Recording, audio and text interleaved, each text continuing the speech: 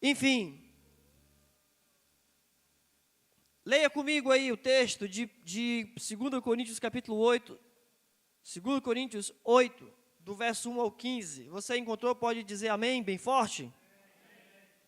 Diz assim, ó: também, irmãos, vos fazemos conhecer a graça de Deus concedida às igrejas da Macedônia, porque no meio de muita prova de tribulação, manifestaram uma abundância de alegria, e a profunda pobreza deles superabundou em grande riqueza da sua generosidade.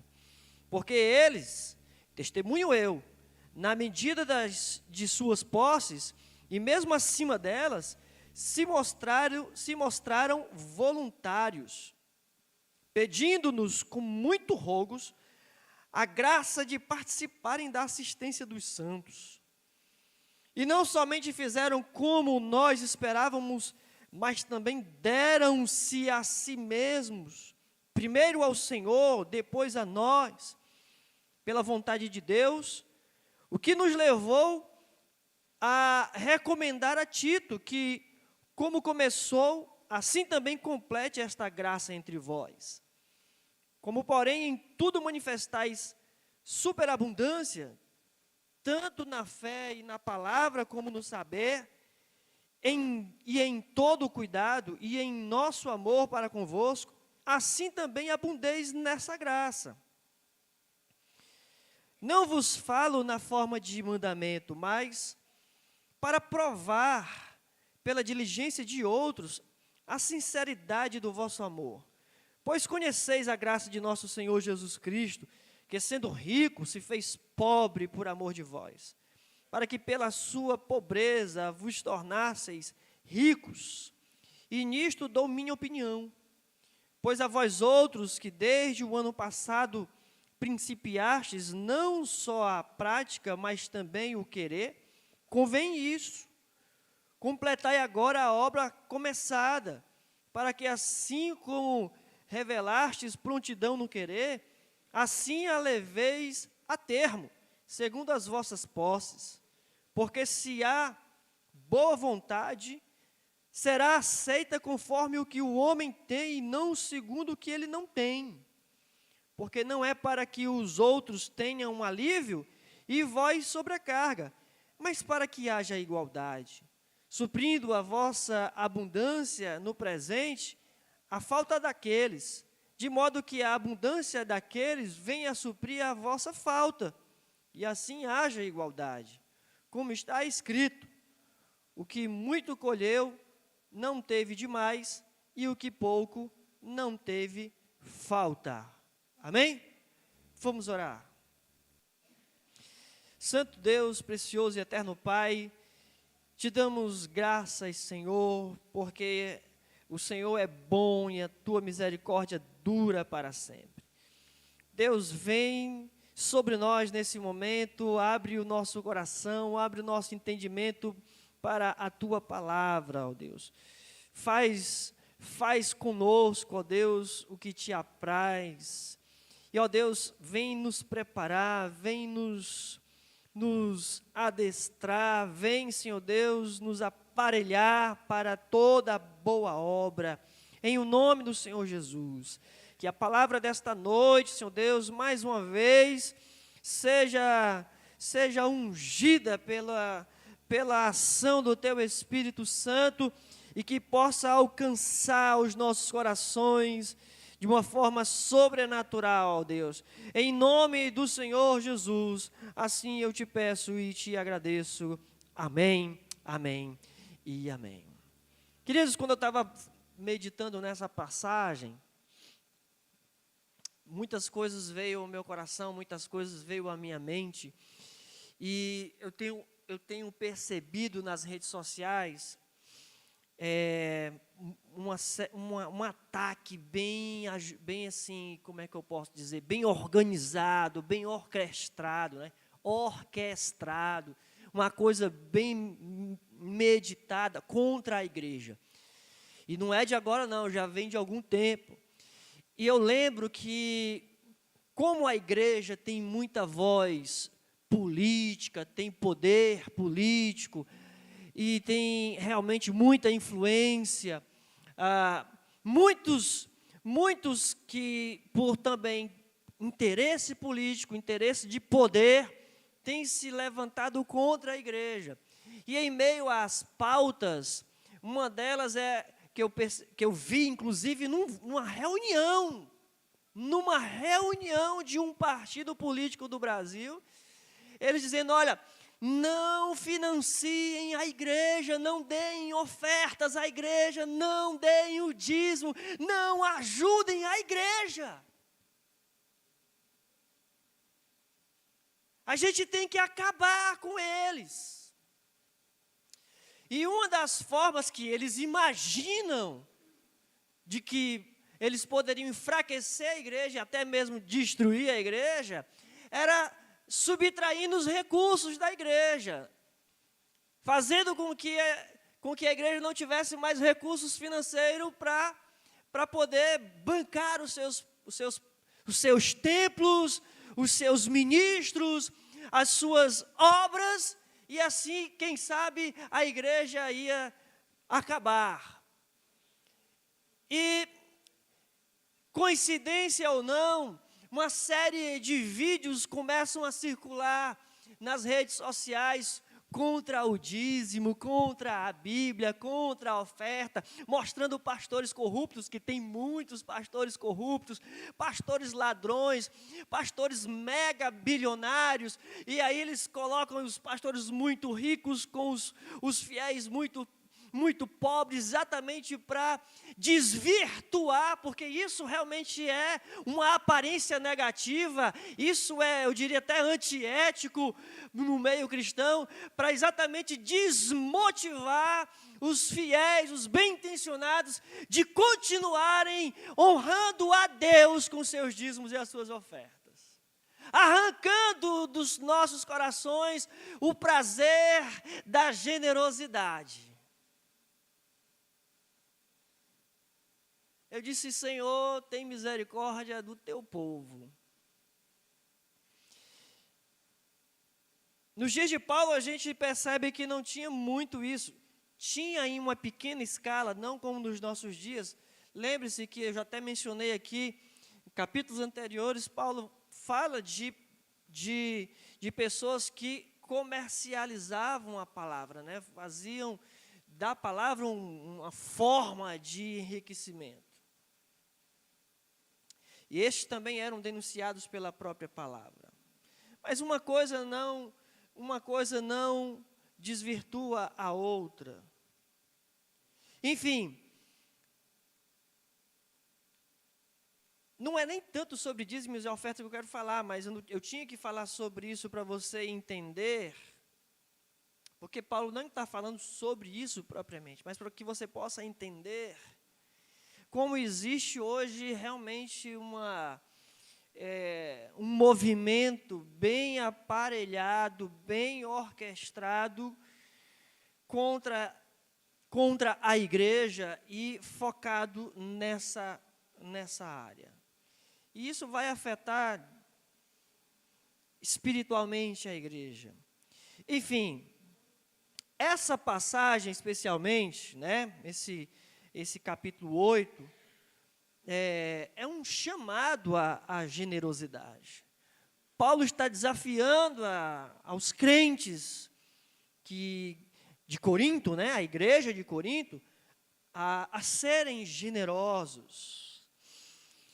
Paulo tinha um plano: ir a Jerusalém e levar essas ofertas, essas doações para Jerusalém, porque a igreja de Jerusalém, quando eu digo igreja, não me refiro a templos, porque não tinham templos, eram pessoas, né, as famílias que formavam a igreja em Jerusalém estavam empobrecidas, talvez porque deram tudo que possuíam no início da obra, para que os apóstolos começassem a sair e pregar o evangelho Jerusalém, Samaria, Judéia e os confins da terra. Só que chegou exatamente a essa circunstância, Fora que também os que se convertiam sofriam perseguição, que de repente eles realmente já não tinham mais emprego, não conseguiam ter os seus próprios ganhos, eram roubados, eram chantageados, eram presos, e a tendência era ficar cada vez mais pobres, iam ficando empobrecidos.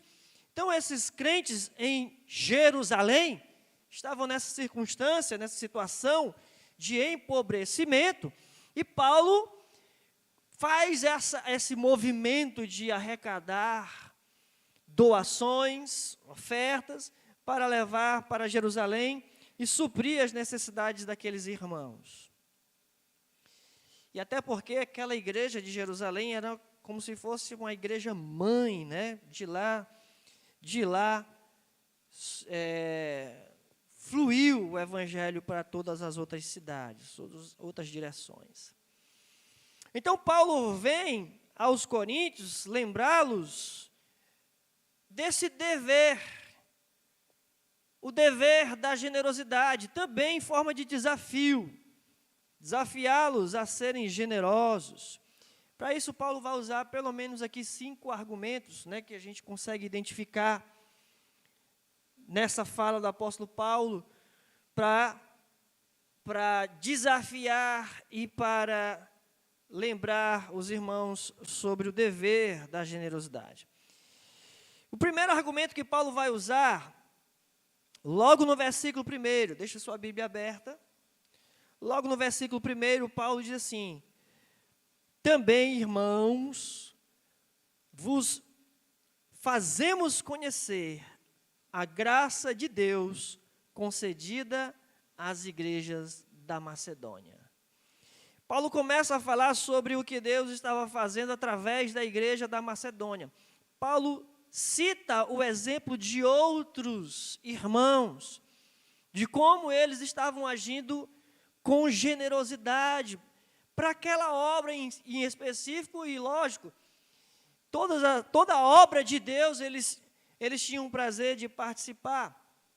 Veja no versículo 2, quando Paulo se refere, né, a generosidade dos macedônios. No versículo 2, ele diz: porque no meio de muita prova de tribulação. Não era um pessoal que estava lá vivendo a mil maravilhas, não. Não era um pessoal que estava em paz, que estava tudo bem, tranquilo, na maior prosperidade. Não, era gente sob perseguição, era gente sob pressão. Lembra que tribulação significa aquela palavra que pressiona no peito. Eles estavam sobre muita tribulação, portanto, sobre muita pressão. Versículo 2 continua: manifestaram abundância de alegria.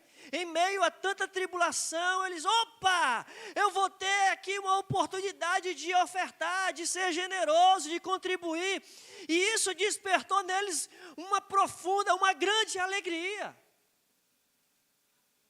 Vou poder contribuir, vou poder ajudar, eu vou realmente fazer a obra de Deus.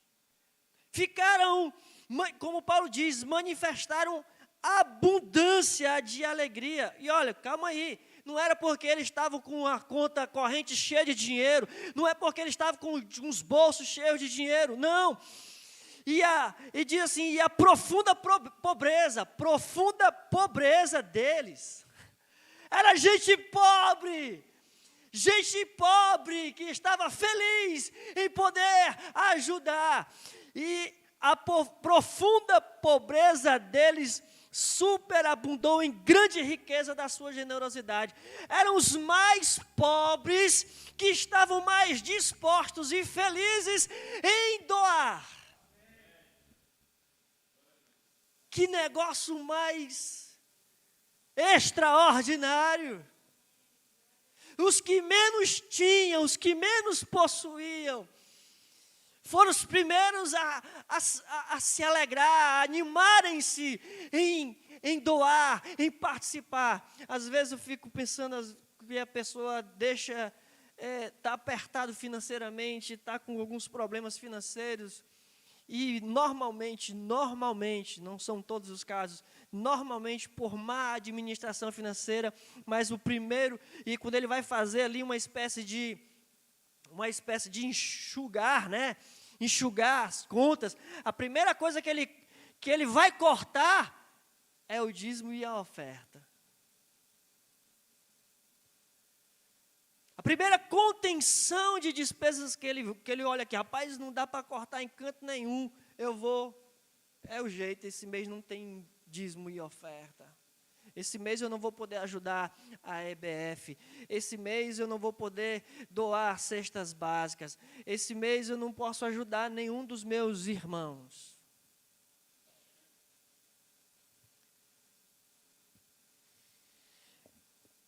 O exemplo dos macedônios, Paulo usa o exemplo dos macedônios para exatamente motivar os coríntios a serem generosos. Eram pobres, tinham problemas, mas estavam alegres por poder participar. É interessante que Paulo diz no versículo 3, porque eles, Paulo diz, testemunho eu, Paulo diz, eu sou testemunha disso que eles fizeram. Porque eles, testemunho eu, na medida de suas posses, e mesmo acima delas, se mostraram voluntários, pedindo-nos com muito rogo, por favor, deixa eu ajudar. Tu já pensou um negócio desse?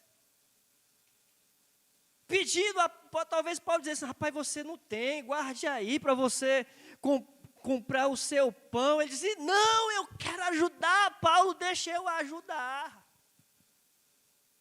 Eu quero participar desse projeto.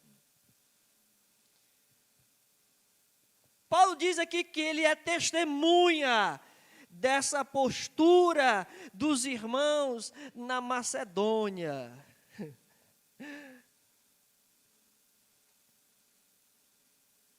Alguém disse que nem sempre os mais ricos são os que são os mais generosos.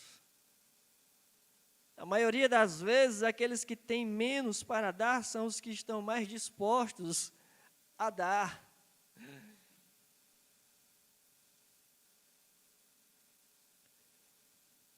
Tem um ditado que eu não conhecia, mas diz que é um ditado comum. Se é comum, eu estou fora desse comum.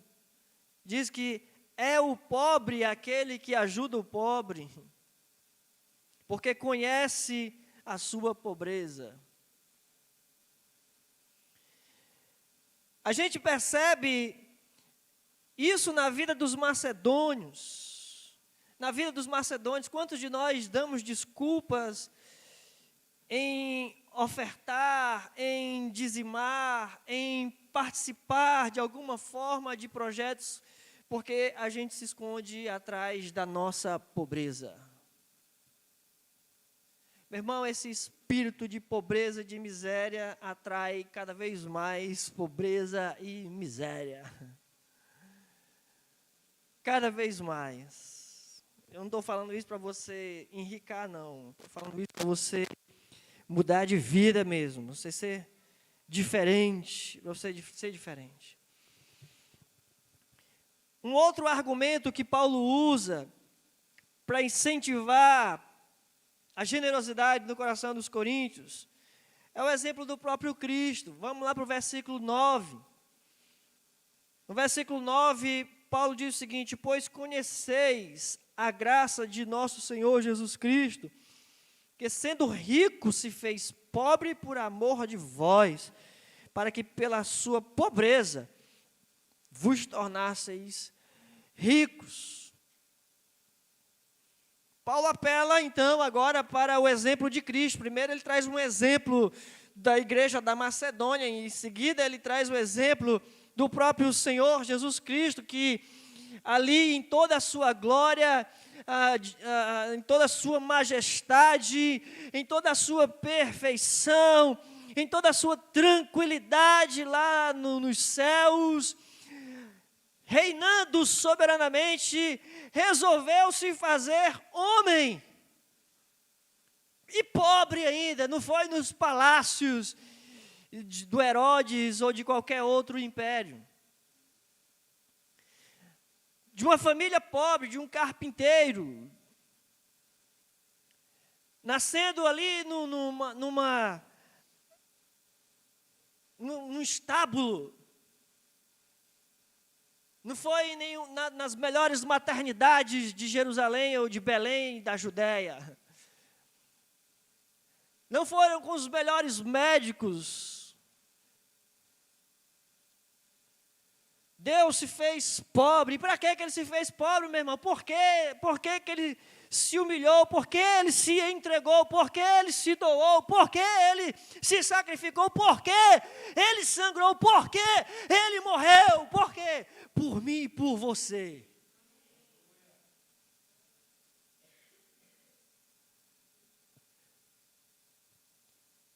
Veja o versículo 9 mais uma vez. Pois conheceis a graça de nosso Senhor Jesus Cristo, que sendo rico se fez pobre por amor de vós. Para quê, meus irmãos? Para que pela sua pobreza vos tornasseis ricos. Às vezes você escuta aquela, eu sou rico da graça de Deus. Às vezes a pessoa parece que não sabe nem o que está dizendo, mas é uma verdade, nós somos ricos da graça de Deus, amém, irmãos? E, às vezes o problema é que a gente não fala isso com muito entendimento, porque foi exatamente isso que Jesus fez. Ele se fez pobre, ele se fez maldito, ele se fez maldição em meu e seu lugar, exatamente para eu ser bendito, para eu ser abençoado, para eu ser rico. Aleluia.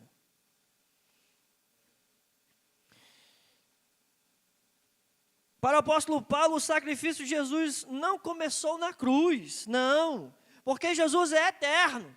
Nem sequer começou lá na estrebaria, né? Naquela manjedoura, no seu nascimento, também não. Isso tudo começou na eternidade, nos céus, quando ele deixou a sua glória e disse, eu vou lá me fazer pobre no lugar de todos, para salvar todo aquele que crê. E Paulo traz esse exemplo de Jesus para desafiar os coríntios e também nos desafiar nessa noite a sermos generosos, motivar-nos a dar de forma digna, com honra, com generosidade. E esse desafio que Paulo coloca quando ele traz o exemplo de Jesus Cristo, é como se ele estivesse dizendo o seguinte, com esse exemplo de Jesus Cristo, né, de tremenda generosidade de Jesus Cristo, é como se ele estivesse dizendo o seguinte, olha, se Jesus fez isso por mim e por você, fez isso por nós, a gente não pode simplesmente deixar de corresponder a essa generosidade. É como se tivéssemos uma dívida para com Deus, mas é uma dívida de amor, uma dívida de gratidão, impagável, irmãos, é impagável, por tudo que Jesus fez por nós. Paulo está trazendo esses dois exemplos da igreja da Macedônia, e eram os mais pobres, mais motivados, tiveram prazer em doar, em participar das doações, sendo generosos, com alegria. E o próprio Jesus, que deixou a sua glória, fez-se pobre para nos tornar ricos. Paulo traz primeiro esses dois argumentos, né, para nos desafiar aos coríntios e a nós, hoje, nos nossos dias, para a gente não ficar nutrindo mesquinharia nos nossos corações, ou nutrindo avareza, o espírito de avareza, que é a idolatria nos nossos corações, movido pelo espírito do engano que atua neste século, meus irmãos. Aqui não estou com papo, discurso de falso profeta que fica extorquindo dinheiro, usando de má fé, como existe nos nossos dias. Eu estou mostrando para você na palavra de Deus, nas Sagradas Escrituras, a tua regra de fé e prática,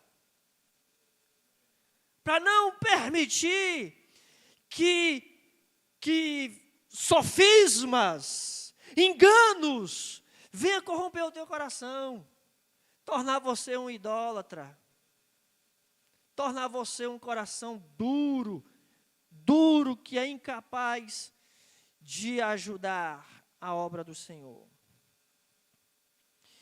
O outro argumento, um terceiro argumento que Paulo vai usar, vamos comigo no versículo 10.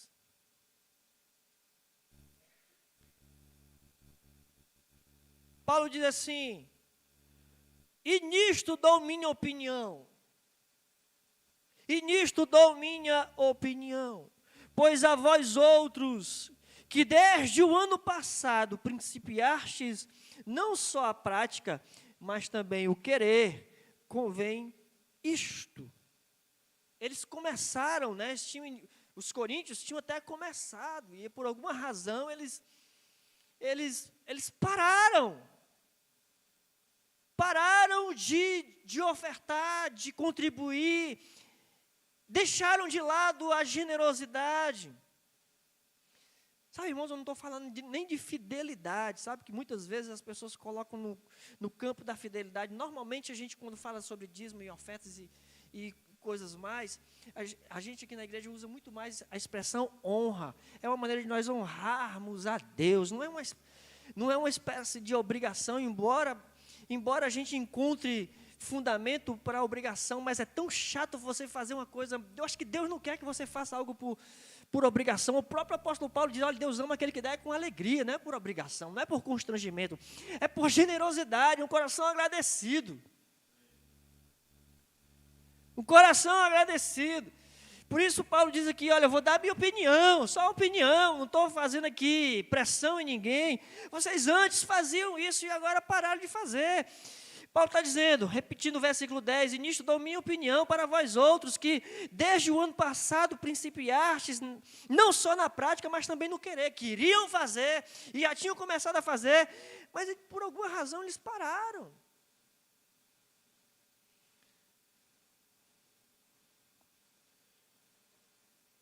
Ou seja, o outro argumento que Paulo usa é exatamente mostrar uma espécie de relatório do próprio passado dos irmãos em Coríntios. Não precisa responder, mas você lembra quando você era dizimista, você que não é mais? Você lembra quando você era ofertante? Como a bênção de Deus, a paz no seu coração, a alegria era abundante na sua vida, você lembra disso? Paulo chama a atenção dos coríntios,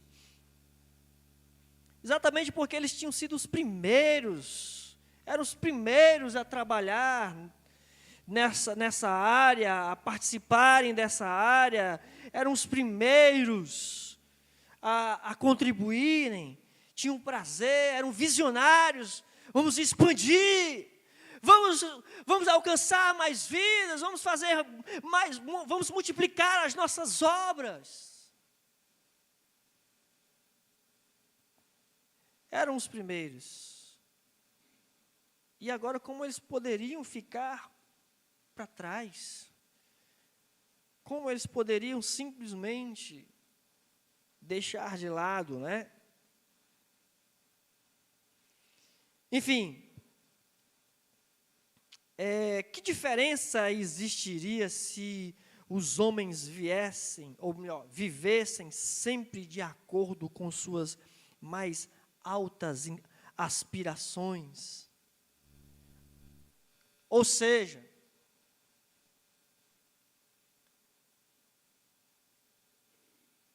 o que nos difere, eu e você, como servos do Deus Altíssimo, eu e você, como igreja, das pessoas que não são igreja.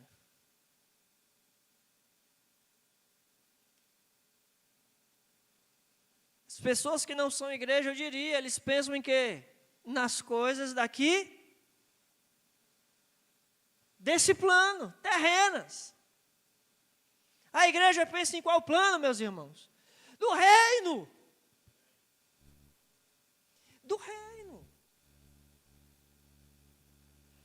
Obviamente, a gente trabalha, a gente quer prosperar, a gente quer conforto, mas eu gosto muito da expressão, ainda ontem falava, né, no nosso aconselhamento para casais, eu falava, Deus nos faz prosperar no sentido de que Ele aumenta a nossa sementeira, e isso quer dizer que Ele aumenta a nossa capacidade de abençoar, a nossa capacidade de contribuir, a nossa capacidade de aumentar a nossa generosidade. Eu citei, inclusive, o nosso exemplo, eu e Denise. Eu lembro de um tempo que a gente era tão limitado e a nossa capacidade de abençoar outras vidas era muito limitada. E nós começamos a trabalhar muito, e não para enricar.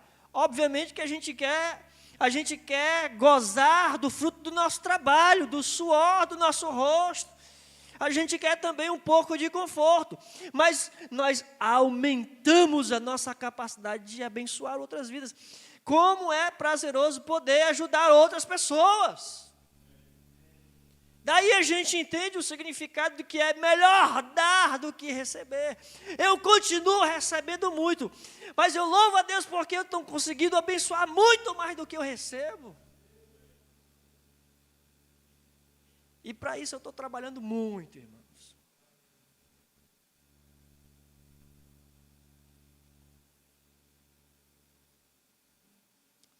É Deus aumentando a sementeira. É o que nos difere as nossas mais altas, ou as mais altas aspirações do homem. Do homem.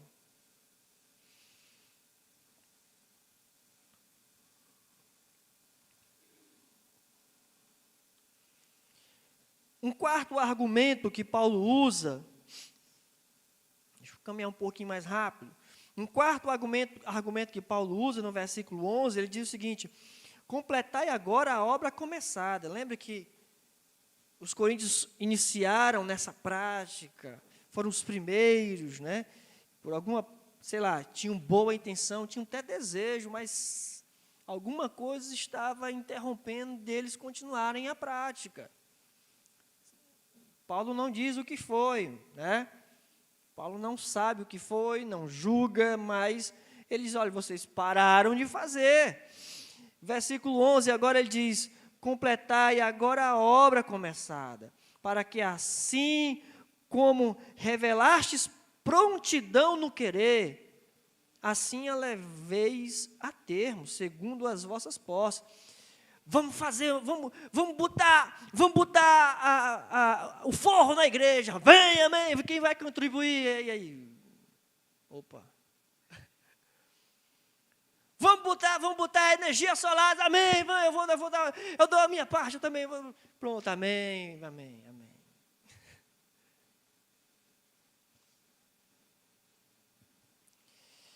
A prontidão no querer, amém. Muita gente, estou pronto, pastor, estou dentro, vou comprar a ideia, tal. Graças a Deus nós estamos honrando todas essas coisas, amém, irmãos? Amém? Tudo isso, tudo que nós planejamos fazer aqui na igreja, os ar-condicionados, o forro, agora a placa solar por último, a Kombi que nós temos, todas as pessoas que estiveram prontas, como o que Paulo coloca aqui, né?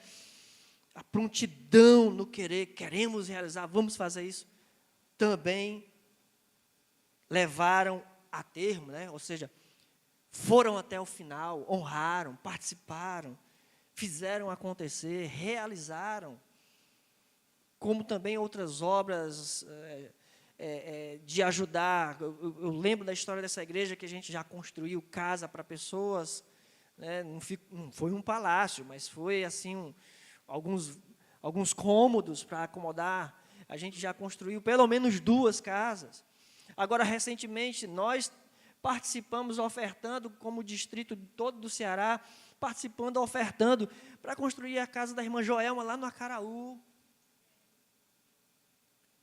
As doações com cestas básicas, para atender, às vezes, pessoas que nem são congregados, membros dessa igreja, a gente abençoa. Irmão Joel, leve ali na casa de fulano de tal, e vai levar. Às vezes, parentes de irmãos da igreja.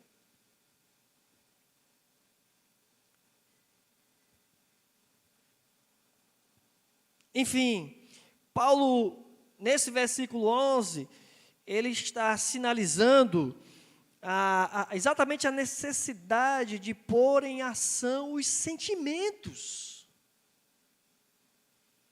Vamos fazer, amém, vamos fazer. Mas aí, não é só no campo das ideias, irmão. Não é só, estou motivado, pastor, nós vamos fazer, isso é bom para a igreja, isso é bom, glória a Deus. E aí, quando é na hora de chegar junto, diz, pastor, esse mês ficou apertado, diz, pastor, estou com minha agenda cheia, eu também não posso ir. Não vou poder ir, não vou poder trabalhar, não vou poder me doar, não vou poder ajudar, eu não vou poder sujar os meus pés aí de poeira, pastor.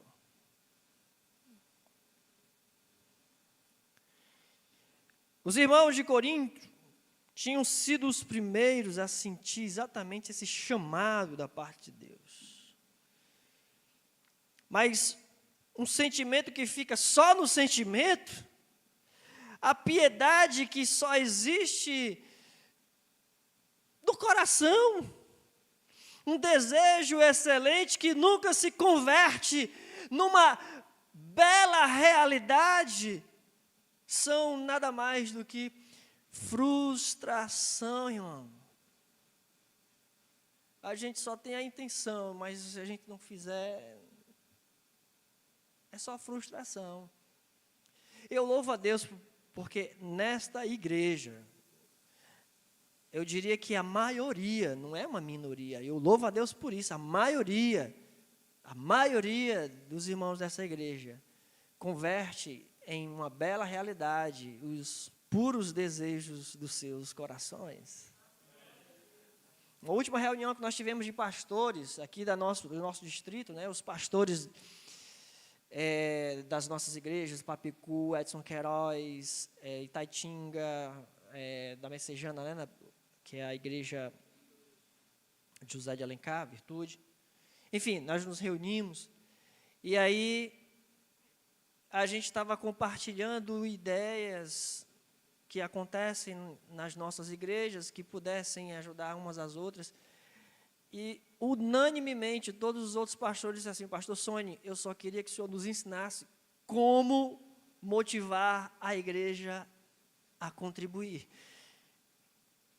Eu disse, meu irmão, eu prego a Bíblia na minha igreja. O crente é ensinado a ser generoso, o crente é ensinado a participar com a sua vida financeira dentro do reino de Deus. Eles demonstraram certa dificuldade de fazer isso nas outras congregações. Porque quem conhece a história dessa igreja, quantas modificações já aconteceram ao longo desses últimos 19, 20 anos, né? E eu vou dizer, irmão, nós não somos ricos. Nós temos irmãos, e quantas coisas nós já realizamos, construímos, reformamos, modernizamos, equipamentos novos, muitas dessas coisas não saiu do caixa da igreja, foi tudo gente que deu, gente que doou, gente que... Temos Kombi aqui, colocamos placa solar, nós somos a primeira igreja do Brasil, eu não sei se do mundo, a primeira igreja evangélica wesleyana do Brasil a ter o sistema de energia solar, irmãos. E isso é por causa da generosidade dos irmãos, no sentido de que idealizaram uma coisa nos seus corações e colocaram em prática, tornaram uma bela realidade. Não ficou no campo sei lá, dos desejos. Fizemos acontecer.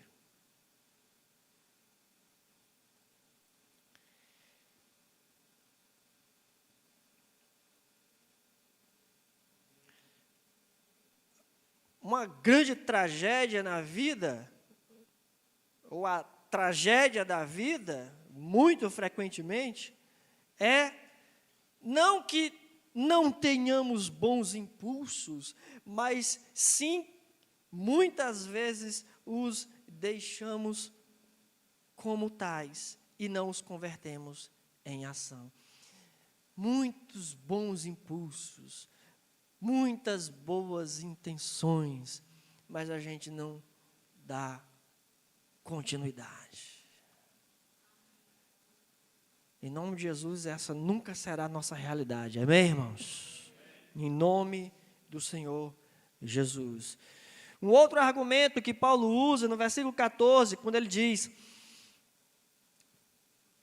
suprindo a vossa abundância no presente, a falta daqueles, de modo que a abundância daqueles venha a suprir a vossa falta, e assim haja igualdade. A intenção de Paulo, né, como ele diz no versículo 13, não é que alguém... Veja bem, não existe uma lógica em ajudar uns aos outros. Paulo idealiza a igualdade, mas eu não vou ter que passar necessidade para suprir a necessidade do outro, não. Não é isso que Paulo quer. Como ele diz aqui, porque não é para... Versículo 13... Porque não é para que os outros tenham alívio e vós sobrecarga. Não é essa a ideia do apóstolo Paulo. Por isso que eu acho vergonhoso quando às vezes a congregação está passando necessidade e o líder da igreja está andando aí esbanjando. Meus irmãos, é por isso que eu digo, eu acho que nunca vou ser rico, porque eu não concordo realmente. Eu posso até ter alguma condição financeira, mas rico eu nunca vou ser. Não combina, irmãos. Não dá certo. A não ser que eu ganhe o suficiente para poder distribuir para todo mundo e dar sobrar para mim. Só se for. Só se for. Enfim. E aí o apóstolo Paulo fala exatamente no sentido, essa outra argumentação que Paulo coloca, no versículo 14, para ele falar que a vida tem uma estranha maneira de nos surpreender. Pode ser que hoje eu esteja na condição de te ajudar, mas quem sabe amanhã eu preciso da sua ajuda. Isso é a vida. A gente encontra, né, podemos encontrar, ou nos encontrar, muitas vezes, nessa situação. A vida tem uma forma de pagar a abundância. Pode até ser que não seja financeiramente falando. Mas, de repente, você ajudou tanto alguém financeiramente, e essa pessoa, de repente, te ajudou espiritualmente. A troca. Deus tem uma forma de nos retribuir, de nos dar a paga com abundância. Eu quero caminhar para o final aqui, voltando ao versículo 5, quando Paulo fala dos macedônios, quando ele diz no versículo 5, e não somente fizeram como nós esperávamos, mas também deram-se a si mesmos. Eu deixei essa parte para o final, porque para mim eu acho que é muito mais importante. Versículo 5, e não somente fizeram como nós esperávamos, mas também deram-se a si mesmos, primeiro ao Senhor, depois a nós, pela vontade de Deus. Paulo está dizendo algo tremendo aqui sobre a vida desses irmãos macedônios, aqui no versículo 5. Eles se entregaram à obra, se doaram à obra. E eu quero mencionar pelo menos 2 deles, não estão aqui nesse texto de forma explícita, fica implícito. Paulo fala dos macedônios, eu vou mencionar 2 desses macedônios. O primeiro é Aristarco. Quem está no controle da mídia aí, por favor, coloca para mim Atos dos Apóstolos, capítulo 27, versículos 1 e 2. O Aristarco aqui é um homem da igreja, um irmão da igreja de Tessalônica, e que esteve com o apóstolo Paulo na sua última viagem a Roma. Está aí o texto, versículos 1 e 2, vamos lá, leiam todos comigo aqui, ó. Quando foi decidido que navegássemos para a Itália, rumo Roma, tá, irmãos, tá? Entregaram Paulo já estava preso, só lembrando, estava indo para Roma preso, tá? Entregaram Paulo e alguns outros presos a um centurião chamado Júlio, da corte imperial, verso 2. Quem é que estava lá junto? Embarcando num navio Adramitino, que estava de partida para costear a Ásia. Fizemo-nos ao mar, indo conosco Aristarco, macedônio de Tessalônica. O sujeito estava com o apóstolo Paulo. Nesse momento, Paulo estava preso, detido, sendo levado de navio, numa embarcação, indo para ser julgado por César, lá em Roma. Paulo mesmo apelou para isso, porque ele queria ir para Roma. O Aristarco foi com ele. Sabe o que é interessante nesse negócio aqui? Para Aristarco acompanhar Paulo, tinha que ser de 2 formas, irmão. Ou ele era parente, e que ele não era, ou ele tinha que se dizer escravo de Paulo. Fazer-se escravo de Paulo, e ele podia acompanhar Paulo nessa viagem. Portanto, é o que presume-se que Aristarco fez para estar com Paulo nesse momento tão difícil. Ele se doou, se entregou. Eu quero ir com Paulo nesse momento difícil. Paulo quer ir para Roma, eu não vou deixar ele sozinho. Me farei escravo de Paulo nessa obra, eu vou junto. Onde é que eu assino? Aristarco. Deu-se a si mesmo no sentido mais amplo da palavra. Se fez escravo, inclusive, do apóstolo Paulo. Veja que Paulo diz, versículo 5 aqui, de Coríntios 8, 5, quando ele diz que deram-se a si mesmo primeiro ao Senhor, depois a nós. Depois a nós, pela vontade de Deus. Esse Aristarco aqui, ele não olhou para trás na hora de se entregar na obra do Senhor. Entregou a própria vida mesmo ali.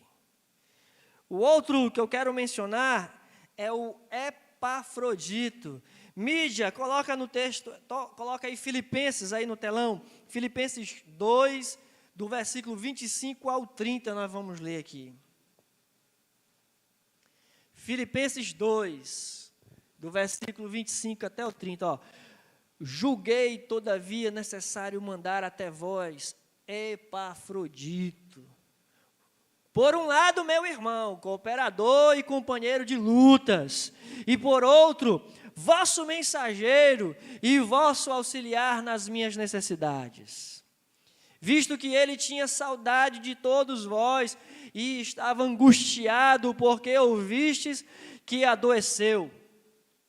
Com efeito, adoeceu mortalmente. Foi Epafrodito que ficou doente, viu, irmãos? Deus, porém, se compadeceu dele, e não somente dele, mas também de mim, para que eu não tivesse tristeza sobre tristeza. Por isso, tanto mais me apresso em mandá-lo, para que, vendo-o novamente, vos alegreis, e eu tenha menos tristeza. Passa. Recebei-o, pois, no Senhor com toda a alegria e honra. Aliás, alegria e honrai-o sempre a homens como esse. Honrai sempre homens como esse. Visto que por causa da obra de Cristo,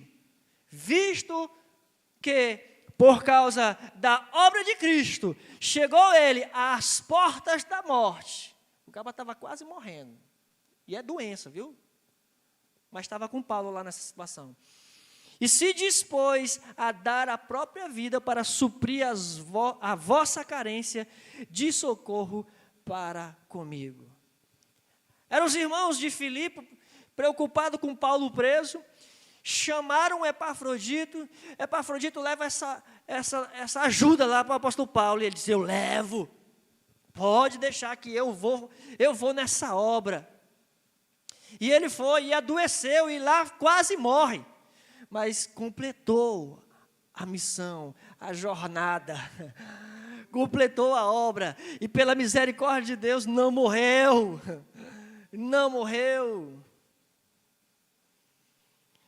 O Epafrodito aqui,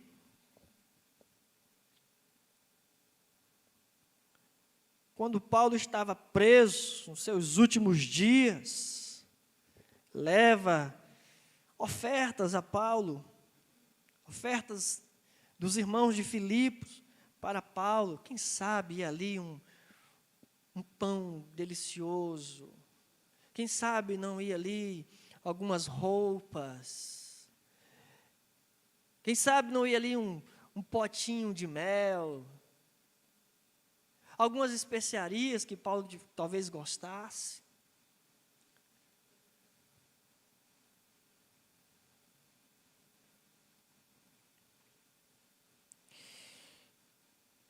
Como disse Paulo a respeito de Epafrodito, por causa da obra de Cristo, chegou ele às portas da morte. O cara estava no vale da sombra da morte. Se entregou à obra, meu irmão. Entregou a própria vida pela obra. Escute isso aqui, nenhuma oferta pode ser verdadeira, a não ser que aquele que a dê um pouco de si mesmo com ela. Dá para digitar esse negócio aí, irmão? E jogar aqui? Dá não, né? Ficar devendo. Nenhuma oferta pode ser verdadeira, a não ser que aquele que a dê um pouco de si mesmo com ela. Irmão, se você não está disposto a sujar suas botas na pregação do Evangelho, na missão de pregar o Evangelho, de fazer discípulos de todas as nações, não adianta estar entregando dízimo e oferta, não. Se você não está disposto a arregaçar as mangas na evangelização, no discipulado, em ganhar vidas e edificar vidas, não existe esse negócio, você faz a obra só pagando. Não, irmão, não existe. Você não está pagando ninguém para ser crente no seu lugar. Não existe isso. Eu ouvi um pregador essa semana dizendo que a igreja ouviu muito que a igreja é um hospital. A igreja é um hospital, e de fato a igreja é um hospital, mas ele puxou uma outra analogia que eu achei bem interessante. A igreja é um hospital, mas a igreja não tem que lembrar que ela é um hospital dentro de um campo de batalha, e nós todos somos soldados. A gente não vem aqui para ficar internado e ficar em coma. A gente não vem aqui para ficar numa enfermaria meses. A gente não vem aqui para ficar até mesmo num apartamento, porque tem gente que quando vai para o hospital fica num apartamento e acha que a igreja deve ter algum tipo de apartamento bem confortável para ele ficar ali meses, sendo só tratado.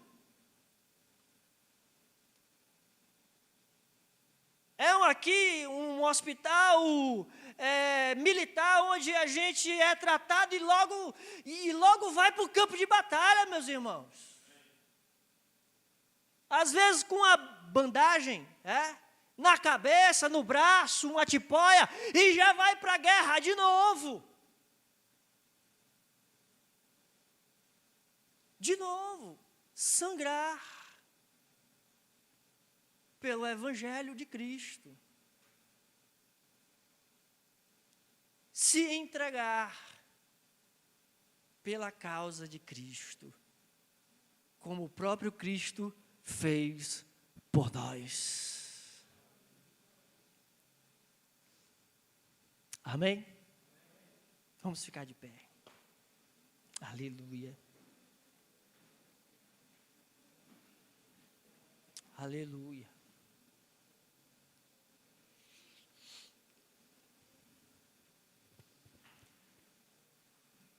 Meus irmãos, se nós não cansarmos, não desfalecermos de fazer o bem, a gente vai colher os frutos.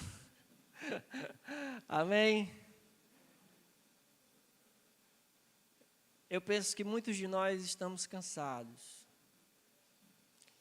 Jesus disse, olha, vinde a mim todos que estão cansados e sobrecarregados.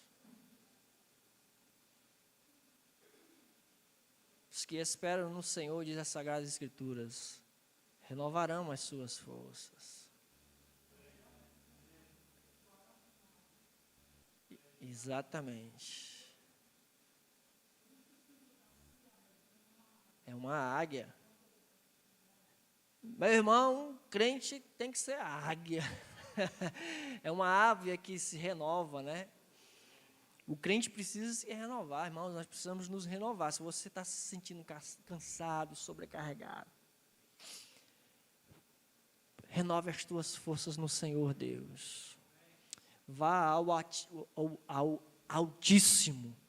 Seja renovado, meu irmão, não pare, não retroceda. Se você está doente, deixe o Espírito Santo tratar você, mas sai do coma, meu irmão, sai do coma. Vamos para a guerra. Bota um band-aid aí, vamos embora. Bota um ponto falso aí, vamos para a batalha. Deixa sangrar esse negócio. Vamos completar a obra, vamos combater o bom combate, vamos completar a carreira, guardar a fé. Vamos embora, em nome de Jesus. Não desanima não, irmão. Não desanima não, pelo amor de Deus, segura na minha mão e vamos. Vamos junto. Segura na mão de Jesus, segura na minha mão do outro lado, e assim a gente vai, cada um segurando a mão uns dos outros, na mão de Jesus, e vamos em frente. Vamos em frente. O fim é a glória, em nome de Jesus. Vamos fechar os nossos olhos. Vamos orar. Bendito Deus e amado Pai, nós te louvamos nessa noite, Senhor, pela Tua palavra. Nós te louvamos, Senhor, porque somos desafiados. A Tua palavra nos desafia, não para uma tristeza inútil, mas uma tristeza que produz arrependimento, uma tristeza que produz frutos.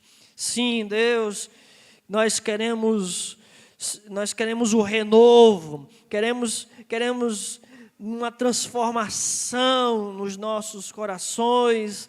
Nós queremos, ó Deus, transformar as boas intenções dos nossos corações em belas realizações, no poder do Espírito Santo.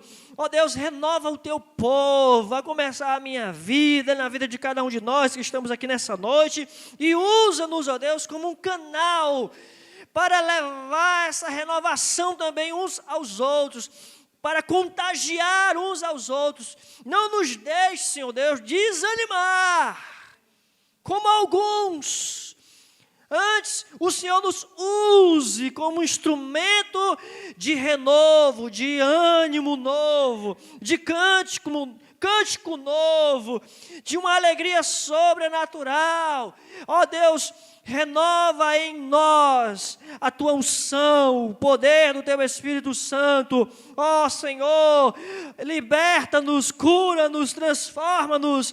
Ó Deus, faz a tua obra de dentro para fora em cada um de nós. A partir da tua palavra, ó Deus, dessa verdade que nos liberta, dessa verdade que nos santifica, dessa verdade, ó Deus, que é luz para a nossa caminhada, que é luz para os nossos pés. Não permita que nós venhamos, ó Deus, andar por caminhos tortuosos. Não permita que venhamos nos embaraçar com o espírito do engano que atua nos filhos da desobediência, Senhor. Cada vez mais o Senhor vem abrir o nosso entendimento, aumentando-nos a fé pelo ouvir da Tua palavra. Pelo ouvir da Tua palavra.